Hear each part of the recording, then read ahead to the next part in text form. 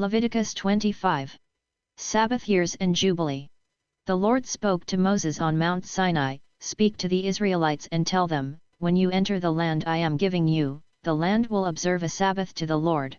You may sow your field for 6 years, and you may prune your vineyard and gather its produce for 6 years. But there will be a Sabbath of complete rest for the land in the 7th year, a Sabbath to the Lord. You are not to sow your field or prune your vineyard. You are not to reap what grows by itself from your crop, or harvest the grapes of your untended vines. It is to be a year of complete rest for the land.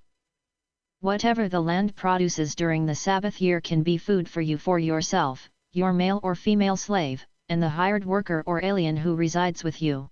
All of its growth may serve as food for your livestock and the wild animals in your land.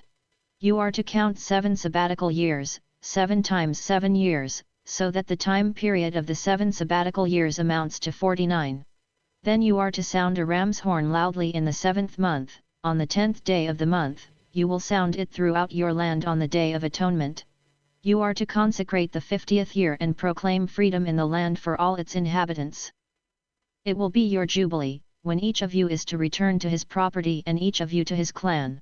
The 50th year will be your Jubilee. You are not to sow, reap what grows by itself, or harvest its untended vines.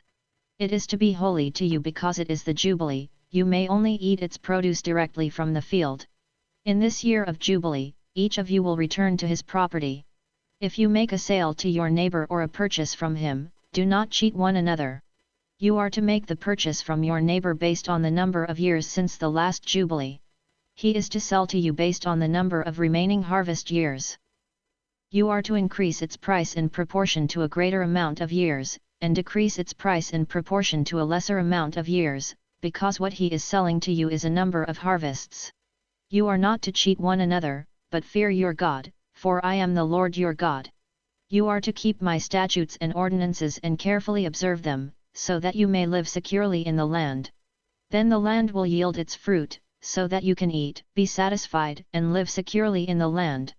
If you wonder, what will we eat in the 7th year if we don't sow or gather our produce? I will appoint my blessing for you in the 6th year, so that it will produce a crop sufficient for 3 years. When you sow in the 8th year, you will be eating from the previous harvest. You will be eating this until the 9th year when its harvest comes in. The land is not to be permanently sold because it is mine, and you are only aliens and temporary residents on my land. You are to allow the redemption of any land you occupy. If your brother becomes destitute and sells part of his property, his nearest relative may come and redeem what his brother has sold.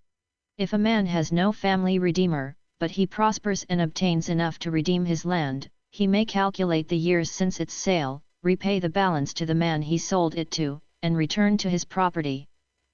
But if he cannot obtain enough to repay him, what he sold will remain in the possession of its purchaser until the year of Jubilee. It is to be released at the Jubilee, so that he may return to his property. If a man sells a residence in a walled city, his right of redemption will last until a year has passed after its sale. His right of redemption will last a year. If it is not redeemed by the end of a full year, then the house in the walled city is permanently transferred to its purchaser throughout his generations. It is not to be released on the Jubilee. But houses in settlements that have no walls around them are to be classified as open fields. The right to redeem such houses stays in effect, and they are to be released at the Jubilee. Concerning the Levitical cities, the Levites always have the right to redeem houses in the cities they possess. Whatever property one of the Levites can redeem a house sold in a city they possess is to be released at the Jubilee, because the houses in the Levitical cities are their possession among the Israelites. The open pasture land around their cities may not be sold, for it is their permanent possession. If your brother becomes destitute and cannot sustain himself among you, you are to support him as an alien or temporary resident, so that he can continue to live among you.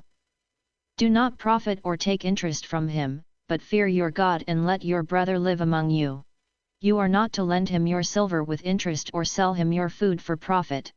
I am the Lord your God, who brought you out of the land of Egypt to give you the land of Canaan and to be your God.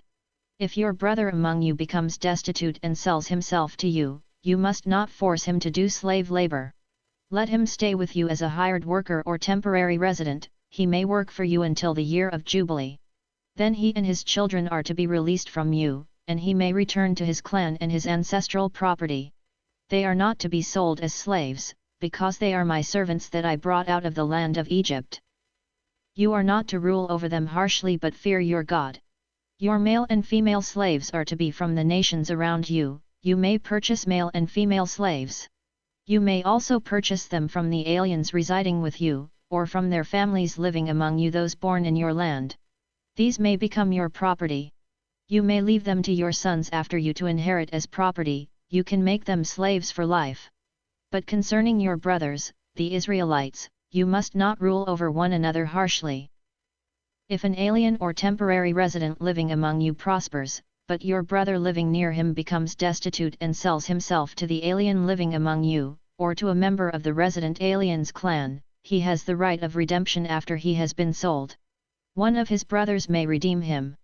His uncle or cousin may redeem him, or any of his close relatives from his clan may redeem him. If he prospers, he may redeem himself. The one who purchased him is to calculate the time from the year he sold himself to him until the year of Jubilee. The price of his sale will be determined by the number of years. It will be set for him like the daily wages of a hired worker. If many years are still left, he must pay his redemption price in proportion to them based on his purchase price. If only a few years remain until the year of Jubilee, he will calculate and pay the price of his redemption in proportion to his remaining years. He will stay with him like a man hired year by year. A resident alien is not to rule over him harshly in your sight. If he is not redeemed in any of these ways, he and his children are to be released at the year of Jubilee. For the Israelites are my servants. They are my servants that I brought out of the land of Egypt, I am the Lord your God.